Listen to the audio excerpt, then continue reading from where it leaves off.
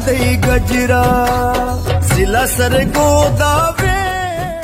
अस्सलाम वालेकुम। आज की वीडियो के साथ मैं कौसर शहबाज। कौसर आप देख रहे हैं हमारा खूबसूरत सा चैनल कौसर शहबाज व्लॉग्स। और आज बातों की मलकों की जो किसी तारुफ के मोहताज नहीं है और मिलियन में व्यूज़ ले चुके हैं अपने गाने के।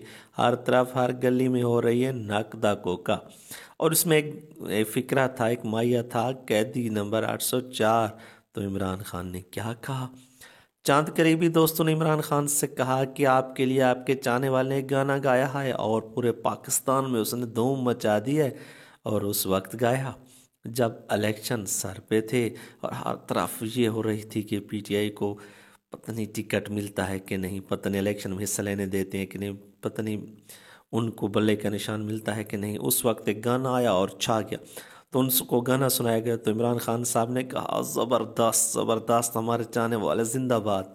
और मैं आवाम से भी यही कहूँगा कि हमें मोहब्बतें दें और बाहर निकलें।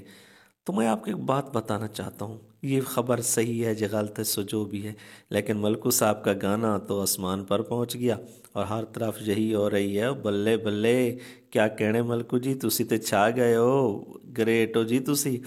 खूबसूरत सा गाना जिसे हर किसी ने पसंद किया, नकदा कोका ठट्ठा रतों का।